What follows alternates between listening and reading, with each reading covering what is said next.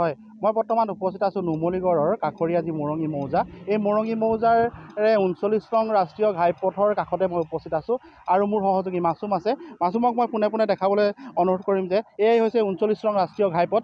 ৰাষ্ট্ৰীয় ঘাইপথৰ কাষতে আছে এয়া হ'ল মৰঙী যি ৰাজচক্ৰ বিষয়াৰ যি কাৰ্যালয়, এই কাৰ্যালয় আছে আৰু তাৰ কাষতে যি ৩৯ নং যি ৰাষ্ট্ৰীয় যি ঘাইপথ, এই ঘাইপথৰ কাষতে প্ৰকাণ্ড কিছু লোকে আচলতে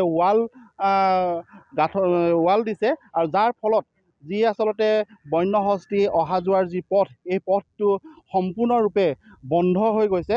এই পকী দেৱালৰ কাৰণে হাতীৰ যি বৃহৎ জাক, এই জাকটো অহা যোৱা কৰাত বাধা সৃষ্টি হৈছে।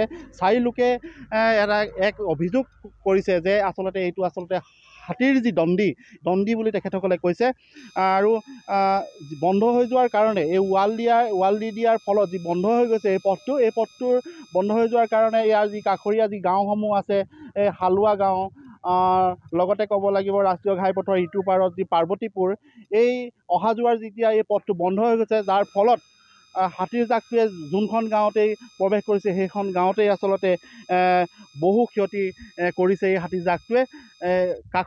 কাষৰ যি যুৱক, এই যুৱকসকল আমাৰ লগত আছে, মই তেখেতলোকৰ লগত কথা পাতিবলৈ চেষ্টা কৰিম। কওকচোন। চাওক, ইতিমধ্যে আমাৰ গোলাঘাট জিলাৰ বৃহত্তৰ মৰঙী মৌজাত ১ লাখৰো অধিক অৱস্থিত ভোটাৰ থকা এই মৌজাটোত আটাইতকৈ ডাঙৰ সামাজিক ব্যাধি ৰূপে দেখা দিছে বন্যহস্তীৰ উপদ্ৰৱ আৰু হস্তীমানৰ সংঘাতে। প্ৰত্যেক নিশাই আমাৰ মৰঙী মৌজাৰ বাকী ৰাইজে বিনিদ্ৰ ৰজনী কটাব লাগে। প্ৰত্যেক নিশাই আমাৰ মৰঙী মৌজাৰ শ বিঘা মাটি খাই তহিলং কৰি পেলাইছে বন্যহস্তীয়ে আৰু প্ৰত্যেক নিশাই ২০ৰ পৰা ৩০টা পৰিয়াল গৃহহীন হৈছে বন্যহস্তীৰ উপদ্ৰৱৰ ফলত। মৃত্যুৰ মুখত পৰিছে বহু লোক আৰু এইসমূহ মূলতঃ কাৰণ হৈছে যে এই বন্যহস্তীত পুঁজিপটীয়া অবৈধভাৱে নিৰ্মাণ কৰা পকী দেৱালসমূহ। কাৰণ হস্তীৰ দণ্ডিসমূহ যেতিয়া বন্ধ কৰি দিয়া হয়, হস্তীয়ে যেতিয়া যাবলৈ বাট নোহোৱা হৈ পৰে, তেতিয়া মানুহৰ ঘৰ ভাঙে, খেতিপথাৰ নষ্ট কৰে, এনেকুৱা ধৰণৰ পৰিৱেশৰ সৃষ্টি হয়। আমি মৰঙী ৰাজচক্ৰ বিষয়া কাৰ্যালয়ৰ সন্মুখতে ইটো পাৰে ৩৯ নং ঘাইপথৰ ইটো পাৰে মৰঙী ৰাজচক্ৰ বিষয়া কাৰ্যালয়, এইটো পাৰে হস্তীৰ দণ্ডি।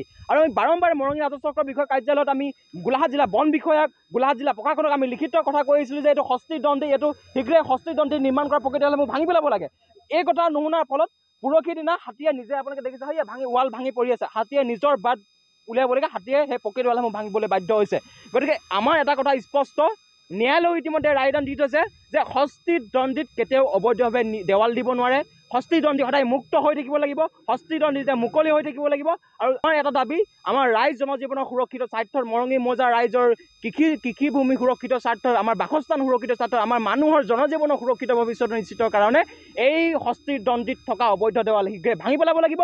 অন্যথা আমি মৰঙী অঞ্চলৰ ৰাইজে উমৈহতীয়াভাৱে একত্ৰিত হৈ হাতে হাতুৰি দা লৈ হ'লেও এই পকীডাল আমি ভাঙি দিবলৈ আমি বাধ্য হ'ম। এই কথা স্পষ্টভাৱে আমি গোলাঘাট জিলা প্ৰশাসন আৰু মৰঙী ৰাজচক্ৰ বিষয়াক সকীয়াই দিছোঁ। হয়, কাষৰ আচলতে যি যুৱকসকল আছে, যুৱকসকলে এটা কথা স্পষ্টকৈ কৈছে যে এয়া আচলতে হস্তীৰ আচলতে দণ্ডি, এই দণ্ডি সম্পূৰ্ণৰূপে মুক্ত কৰি দিব লাগে, এই ৱালসমূহ ভাঙি দিব লাগে।